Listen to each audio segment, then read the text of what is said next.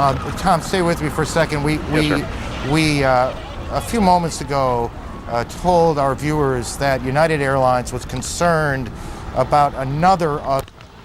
United lost a flight near Pittsburgh earlier today, and officials said they were also concerned about United Flight 175, Boston to Los Angeles. And now we have reports that concern was justified. A second plane has gone down, United Flight 175. Again, that was from Boston to LA. And as you look at the Pentagon, which was also hit by a plane earlier in the day. Jeff? Yes, Tom, you were mentioning that this is such a rare act, and yet we now know of at least 4 commercial airliners that apparently were hijacked and either crashed or crashed into buildings, causing death and havoc of an unimaginable scale. So whoever is behind this is of a dimension that literally dwarfs even fantasy.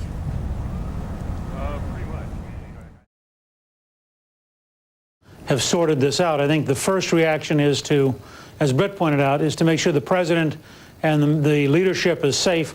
The second reaction is to make sure that we save as many lives as we can, that we focus on the rescue effort. And I think you'll see coming out of this in 24 to 48 hours, a much more focused effort to then begin to look at who did it, how do we get at them, how do we hit them hard enough for them to hurt the United States. And yet they could be a relatively small group. How do you strike back at a country when you may not be able to pin down exactly who within that country? Let me say flatly, I don't believe this was done by a relatively small group. I don't think you could have trained and prepared for this mission. I don't think without sanctuaries, without people who were protecting them, without safe areas, without training camps, this was not prepared in a couple of mobile homes by a handful of fanatics. This is a well-financed, systematic act and could not be sustained without the support of some very major states. And we have to make clear that we will not tolerate any nation harboring training grounds, preparation areas, or known fugitives, and that we will exert whatever level of pressure and force is necessary to get those people released. Bin Laden has been a known opponent of the United States for 8 years. And we have not exerted the kind of pressure we're capable of. This is an act of war against the American people, against freedom, as the president said. And I think we have to react on behalf, as we did in 1941 after Pearl Harbor. We have to react with total effort to make sure that this doesn't happen again. We are completely shocked. Completely shocked. Unbelievable. Rick Leventhal was in downtown Manhattan when the buildings came down and has an update for us from Lower Manhattan. Rick? Well, John, we're on Church Street at Reed Street, for those of you familiar with Lower Manhattan, just a few blocks away from World Trade. Still thick black smoke billowing from the scene where both towers collapsed. Again, just a few blocks away from us. We were standing out here on Church Street when both towers came tumbling down, and each time there was a huge cloud of smoke and debris that came roaring down this street, and everyone literally ran for their lives. At this point, the police have been efforting to establish a perimeter. They're trying to keep people back and make sure that no one interferes with their job, which is to try and secure the area and then get inside that World Trade Center rubble to see whether or not they can locate any survivors who may have been inside the building or just outside the building when it came tumbling down. We want to bring in Mark Walsh, who's a freelancer for Fox. You live just a few blocks away and witnessed. Dude, I live on the 43rd floor of a building which is 5 blocks from the World Trade Center itself. I witnessed the entire thing from beginning to end. People talk about how it looked like a movie. I know when I came walking down here early this morning and saw both towers on fire and people on every street corner, it was like a movie. But you watched the planes hit the towers. I was watching with my roommate. It was approximately several minutes after the first plane had hit. I saw this plane come out of nowhere and just ream right into the side of the Twin Tower, exploding through the other side. And then I witnessed both towers collapse, one first and then the second, mostly due to structural failure because the fire was just too intense. Obviously, there were a lot of people inside the buildings at the time. 2 guys from the 7th precinct, the 1st precinct, the fire department right here, the 7th truck, those guys are all right there at ground zero when those things went down.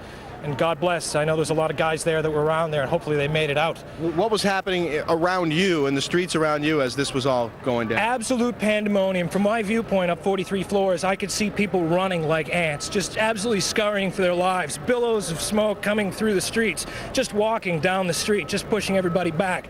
And then several minutes after, it looked like it had just snowed over the entire area. Yeah, the debris, the soot was thick on the street. There's still a dusting of it out here, but when I was standing here and the towers collapsed, we saw police officers running for their lives, screaming, "Get back, get back, get back!" And I'll tell you, that's a wake-up call when you see cops running for their lives, and people too, women's pushing baby carriages, that sort of thing. Well, you had the first tower first. That one, when that first went down, it just pushed everybody back, and it was a good 15 minutes before the second tower finally collapsed. Yeah. And it was just overwhelming, and by that point, it was just insane. And I can also tell you that when we first got here, we were a few blocks up. We could actually see debris from one of the planes on the street, a huge gear at one point, looked like a piece of an engine at another point. So that debris is still littering that area up there. They had roped it off with police tape, and they had FBI agents out there, and that was just before the first tower came tumbling down and everyone went running away. So there's evidence out here. There's a lot of work left to be done. Some order to try to make it appear that these markets would not be closed so easily, that it would take quite a blow to impact the U.S. financial markets, which is the global center of the financial markets. But clearly, the devastation and the sheer magnitude and the growing national nature of these attacks was more than anyone could expect to continue to trade during. Oh, I think that's definitely true. I really don't think they had a choice in that matter. The only question is how quickly they can get the markets back open. I'm sure they'll try to do that as soon as they can. Of course, this is the financial center of the world here, not just the New York metropolitan area in the United States, but of the world. This was the home of Morgan Stanley Dean Witter. It takes up about a tenth of the lease space in those two towers that are now no more. Interestingly enough, it's lifted the price of oil. There's a serious concern that we might go tit for tat into the Middle East on concerns whether this is Osama bin Laden or some Middle Eastern terrorist group, and that this might lift oil prices as a result.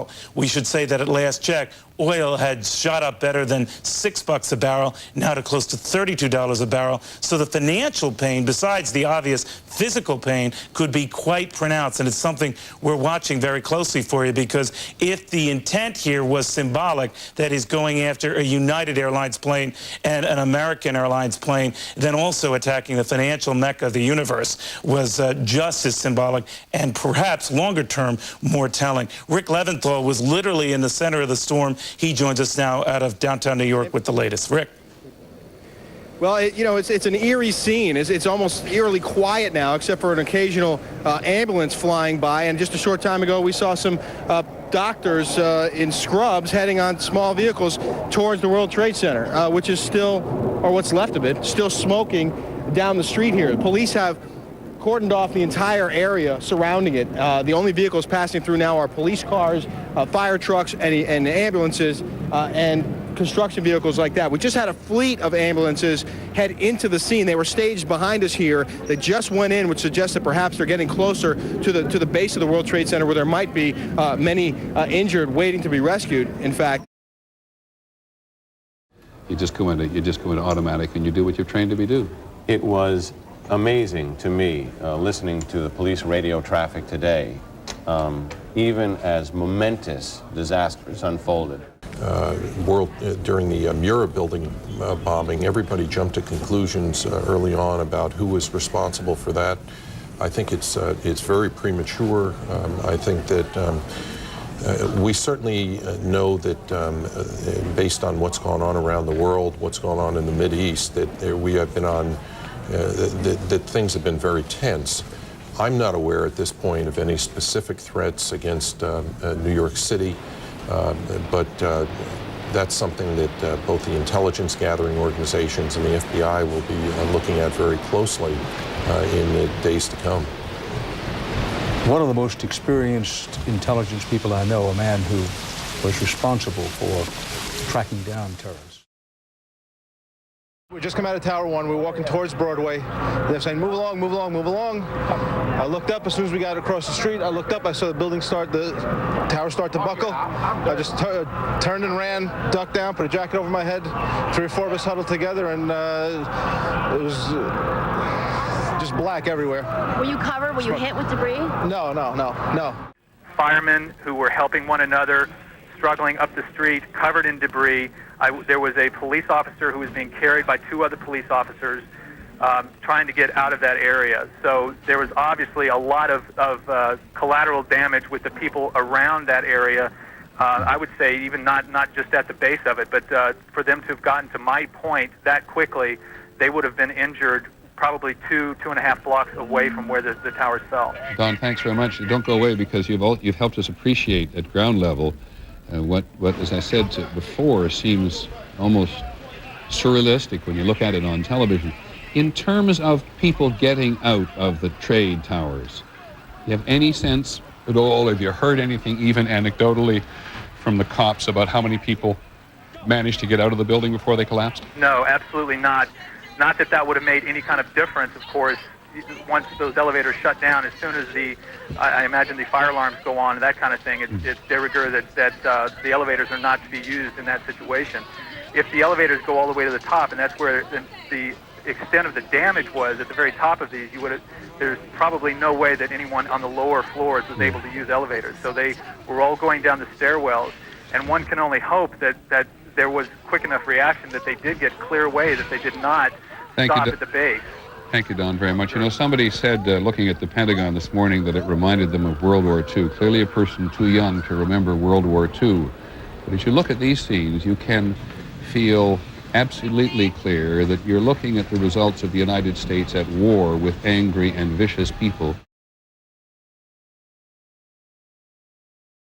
Well, what's going on is trying to rescue those people who may be left behind underneath the rubble, around the area, people who have been hurt. Hospitals have gone to a full state of alert in their triage areas. A block from here, we have a firehouse that is acting as a triage area so people can go in there and be treated with medical personnel. The city is on a high state of alert relative to the medical casualties that we may have. Do we have to work under the assumption that this is not the end? Is that the way the police department and all the other agencies handle this? Well, the military has gone on their highest state of alert. Cars making their way around. The bridges and tunnels to this island city are shut. You have to realize, as sentiment goes against Osama bin Laden, the people who drive those cabs have suddenly made themselves scarce. There is no public transportation to speak of aside from buses in Manhattan. The subways are shut down. The major buildings, at least in our area in the center of Manhattan, have just been ordered by the New York City Police Department to be evacuated of all non-essential personnel. So the situation as we know it now is this. The tens of thousands of people who work in skyscrapers, which were not leveled today, have been coming out of those skyscrapers into the streets with no way of getting transportation anywhere else within the city and no way to exit. Cisco